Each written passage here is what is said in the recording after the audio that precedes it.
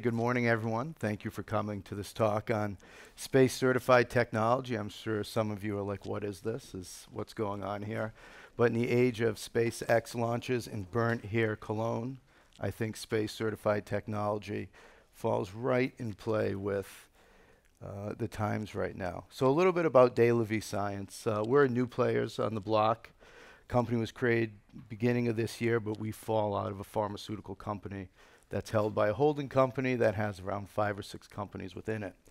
So De La Vie Science has a bifurcated approach where we innovate with raw ingredients, and one we'll talk about today is Bacillus lysate, which is the space certified ingredient, and all these are patented proprietary ingredients, followed by making consumer products. Now, we're not a CMO, but we do formulate products with our ingredients and other ingredients to make it the most effective as possible. Now, you may say, how is this possible? What's going on? We are very privileged and lucky to stand on the shoulders of giants. All of our science is backed, like I said, by patents and publications, and on our board and in our scientific advisory group, we have legends like David Sinclair from Harvard Medical School, whose longevity, aging, expertise, I came out of his graduate lab. I did a postdoc there. But we also have other members from key universities and institutions that really help us develop these ingredients and give us the sight and the foresight on where the cosmetic industry is going. So we're very, very lucky to have these people involved with us. Now, how did we get involved with space? Now, this is not something that someone decides, oh, I just want to start working in space or with space.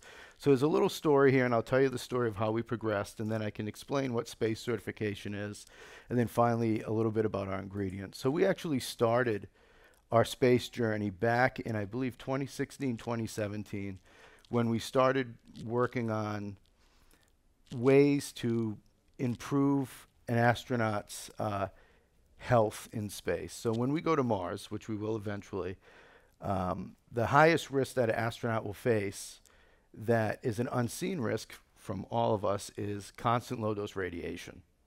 So when you're outside of the Earth's magnetic sphere and protection, you're out there floating. How are you going to protect yourself from cosmic radiation? So we started to work with them using small molecules, and actually Bacillus lysate fell out of this project, on how can we protect astronauts internally and externally. We've won a few NASA awards from this work, and this really is what spearheaded us into the space world. The second thing we did is worked on bacterial biofilm. So I'm a microbiologist by training, and when you're on the International Space Station, you basically have human bioreactors floating around in a tube. So everything that we do here on Earth in ways of releasing bacteria happens on the space station, except it doesn't go away. It just sits there, floats around, and it grows. And then, just like humans, the bacteria get exposed to low-dose radiation, and they mutate over time.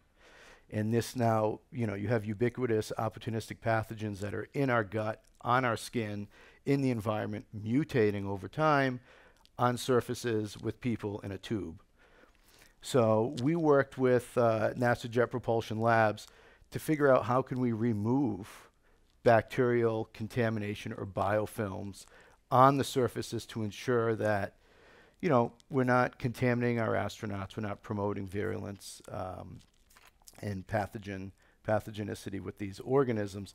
So this is actually what spearheaded our work with NASA. And you can see the progression here with bacteria, and that's really what led us with Bacillus lysate. So what can you do on the ISS? Now, this is available for everyone through ESA or through NASA, depending what agency you do. But ESA has a module up there called the Columbus module.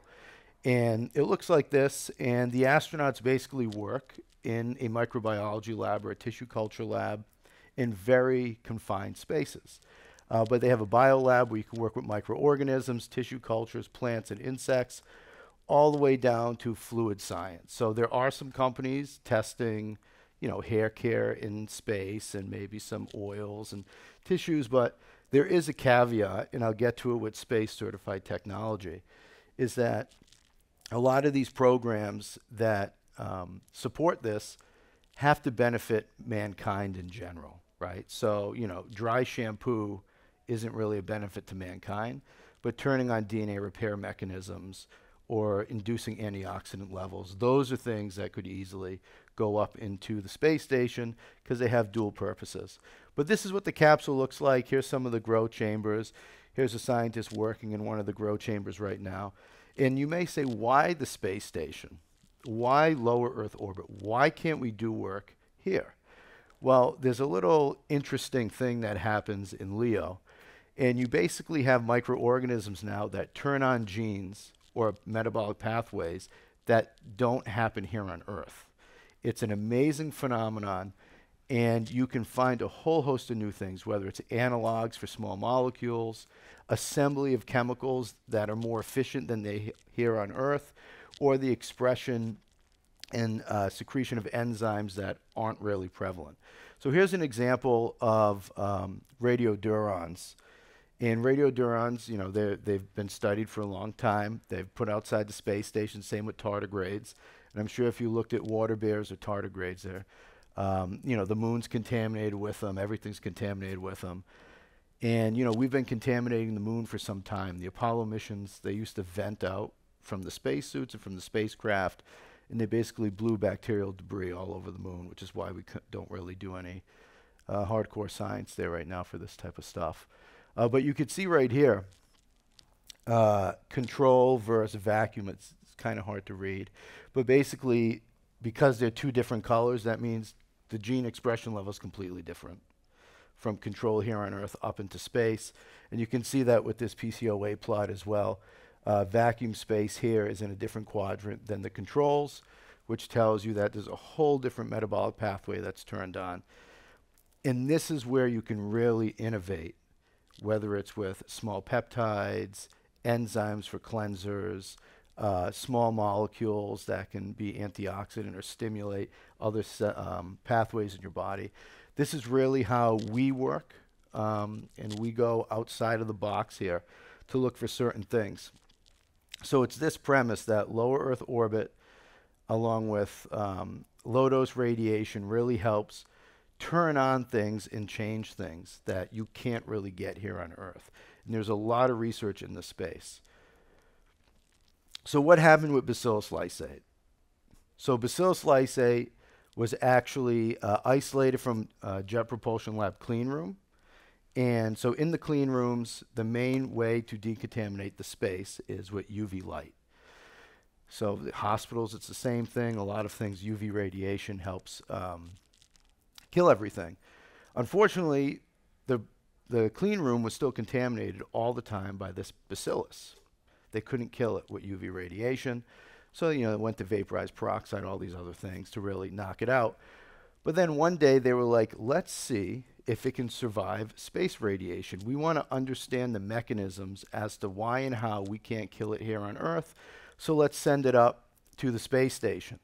So using something with NASA called CASIS, which is the Center for the Advancement of Science in Space, this payload was sent up in the early 2000s and was put outside the Columbus capsule in something called XPOSE.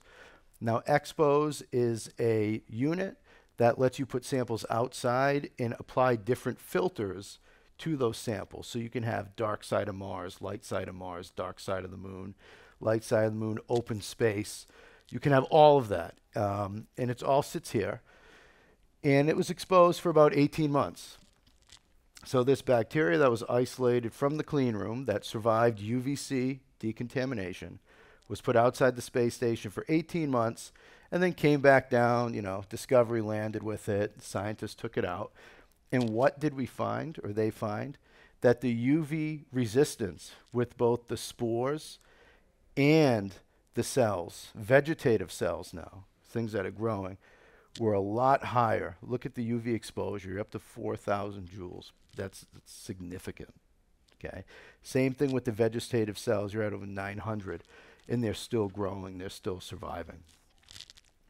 So, of course, you go and you look at it, you do proteomics, metagenomic analysis, do some SEM, and what do we find? We find that the dark space, so completely exposed to vacuum, has completely different gene expression profiles than the control and actually the other samples that were exposed to dark Mars, UV Mars, and a whole host of other things. And another interesting feature, which is what Bacillus lysate is actually made from, is the spores that were exposed actually secreted some type of milky complex that coated the spores and acted as the absorbent and blocking material. So what did we do? Now this may seem, wow, this is way out of the box. You know, this is a cosmetic conference. Why is he talking about this? Doesn't make any sense. Well, we ended up making it into a cosmetic ingredient. So we took this back into our lab. De La Vie Science has about an 8,000 square foot research and development lab. We can do everything from sequencing to protein purification to anything that you want and you can dream of. So we took it from concept to manufacturing scale. It's actually manufactured in France. And now it's available as a cosmetic ingredient. And now how can someone use this? You know, okay, used in space. That's great marketing. Is there a function, right? Is this real? Like, what's going on? Why would a company spend millions of dollars doing this just to have a label that says space? Well, it's actually pretty significant. So as an SPF booster, I'll go back to the absorbance later, but as an SPF booster, adding 3.5% to up to 7%, you know, increase the SPF by 50 and 75%. Why is this important? Well, in the United States, sunscreen's a drug. And people are trying to walk away from these chemical UV filters. So what can you do? You can dial back the amount of UV filters you need to add and substitute with Bacillus lysate to have the same or similar SPF boosting. Another thing you can do is you can add this as an insurance policy. So a lot of watchdog groups test sunscreens to make sure they hit the SPF label. So let's add Bacillus lysate to ensure we're always over SPF 35. We're always over SPF 50, right? That was something I wasn't thinking of as an insurance policy to ensure watchdog testing. But in the United States, that's something that's really going on here. And over here is just the UV absorption profile. And you can see you have significant absorption, not only through UVB, UVA. UVC is actually way off the charts. UVC is like is unbelievable protection. But it goes through HEV, so blue light. So if you want to talk about blue light protection from screens, computers, things people are doing now. Well, not so much now because we're meeting in person, but it could be something. All the way out to near IR, and you can see here's a typical FDA allow limit of oxybenzone, and you can see it teeters off at 375, which is standard around that absorption. So this actually gained a lot of buzz and traction. Stuff all the way from extraterrestrial products landing in here to, the future of sunscreen. And this is the space certification trademark and logo that you can use. Now, I'll tell a little bit about this. NASA and ESA do not actually endorse anything. They will sell their logos for mugs in jackets and sweatshirts, but they will not come out and say this is the best thing that we've ever made. So there's this nonprofit organization, an arm called the Space Foundation, that sits outside.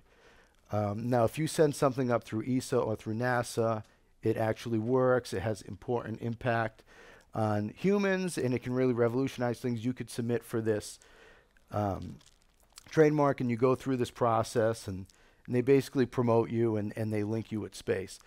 Some products that have gone through this process that you may not know, Tempur-Pedic mattress. Tempur-Pedic mattresses were actually the cushions that the astronauts sat on when they went up in space. So that is space certified. Polarized lenses, a few other things. Those are all space certified. They actually don't have to advertise space certified now. They've been around forever. But they did come out of the space program. Even the little grooves on your runway when you land on an airplane, those were designed and developed for the space shuttle landings, like Discovery and stuff, to help slow them down. They were so effective on preventing hydroplaning and stuff with water that they went over to aviation. So there's a lot of things that fall out of the space program that end up hitting us in daily life that we're not aware of. You know, we just, oh, boom, it just appeared. Well, people have been working on it for a long time. Now, another thing we did is we started seeing or looking at other ways that we can utilize Bacillus lysate outside of SPF boosting. So, of course, we found that it was a great antioxidant. This is just Horac and Orac, so this is in test tubes, so take it as it is. But DPPH studies we have and other things that actually promote and support higher antioxidant activity. We can talk about it if you want at the booth later on. But it's a strong antioxidant, and it also stimulates endogenous or intracellular hyaluronic acid production. So when it's put on tissue cultures and cells, 3D grafted, things of that nature, it actually increases the internal hyaluronic acid production. This is pretty interesting and profound, in the clinical results that we have from one of the products we have at our booth kind of links to this, because we have great hydration, great rebound through internal hyaluronic acid. I mean, putting it topically is great, but if you could somehow get your body to produce it, it's a little more effective. And it also turns on SIRT1 activity. Sirtuins are DNA repair mechanisms in our body that when we're under stress, whether fasting, exercising, cold, whatever, kicks on and helps protect us, helps ensure we work perfectly, both the genetic level, and helps with any epigenetic drift we may have experienced in our lives from pollution or caffeine or smoking or anything like that. So what's interesting is the Bacillus lysate is just as effective at SIRT1 activity stimulation as resveratrol. And everyone here knows what resveratrol is. If you're in the cosmetic industry, it's the ingredient from 30 years ago that's still very popular, that everyone loves. This was a surprise. We were going after this as SPF boosting. We wanted to see what else the Bacillus lysate could do. And we stumbled upon these. There's a few other things we can talk about at the booth if you're interested for more results and stuff. So we'll go over that. So from that, we went over Bacillus lysate. This is the SPACE certified ingredient. A few other ingredients fell out of the SPACE program. One is the hydrolytic enzyme complex. This is the product we were looking at for removing biofilms on the space station in the water circulation system. And here's a biofilm. This is a polymicrobial biofilm. You can't really see it here. But after one treatment for 1 hour, we remove about 99% of it. And this is not killing the cells. It's breaking down and hydrolyzing the EPS, which is basically the glue or the adhesion that holds the bacterial cells on the surface. And we've tested this on everything from 304 stainless steel all the way through rubber, silicone, a whole bunch of different things. This is currently in scale-up in testing for cosmetic applications. And the final one here is actually a recombinant protein that turns on osmotic stress protection factors within our cells. It enhances cell viability and protects against salt and other environmental things. So this is just an example of 3 things that kind of fell out of what we were doing here, all from one simple space launch study that was done a while ago.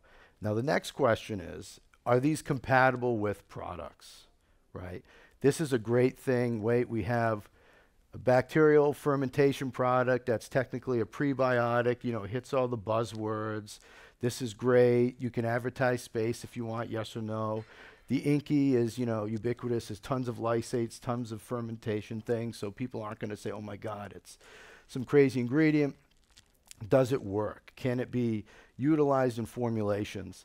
The answer is yes. So for sunscreens, it's effective in both mineral and traditional sunscreens. However, the emulsion system matters. Like just with any ingredient, if you guys are formulators, you can add one different type of hyaluronic acid and everything crashes out. So it's very formulation specific.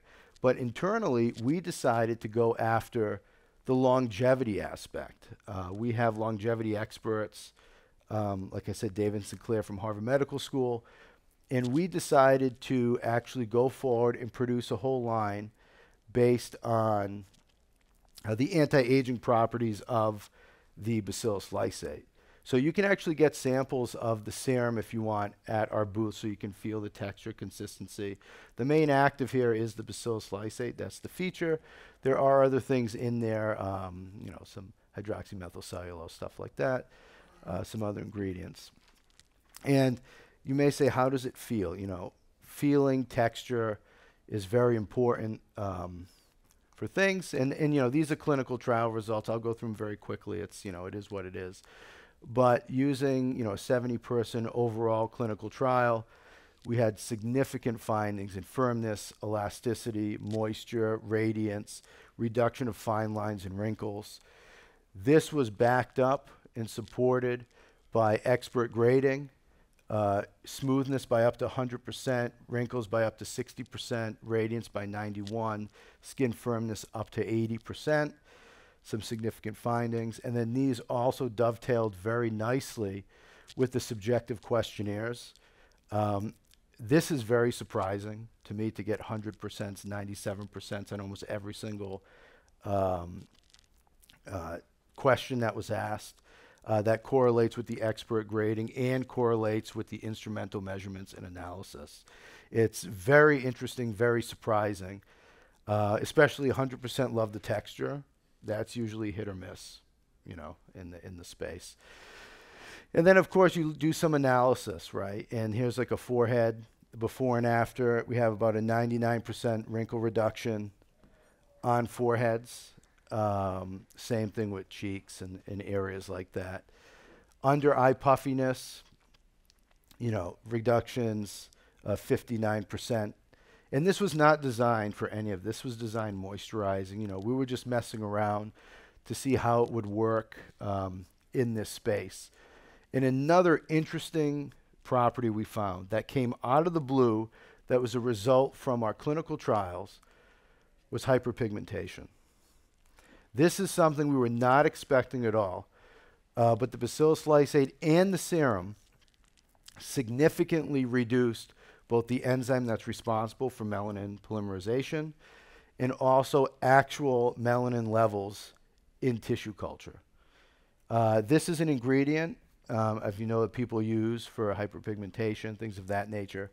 And the Aeonia serum with the Bacillus lysate is just as effective using the Bacillus lysate as the main ingredient. So what does this tell you? Now, I'm not, you know, I'm here showing you this data, but what I really want to do is inspire people in the cosmetic space to think outside of the box and really press boundaries. So DailyVee Science is very privileged not only to have advisors, but to have unique biological collections. This is me 5,000 feet below the surface of the earth in an abandoned gold mine, collecting samples. This is some oil rigs I went on to collect samples underground in the pipes. Here's the clean room that I was in getting samples. So what can you do? There's so many untapped resources. And I feel like in this industry, people tend to go to the algae, things that are already known, right?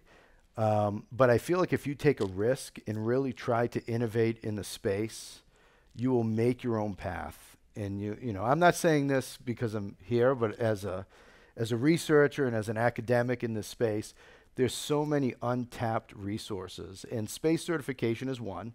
Yes, some may think it's marketing, but the actual power of doing things in space, simulated gravity, microgravity, lower Earth orbit, under high gravity, in centrifuges, all those things can turn on mechanisms that will ultimately impact people for real, right? And that's what's most impactful to me, is actually helping people, not just, you know, having it move forward.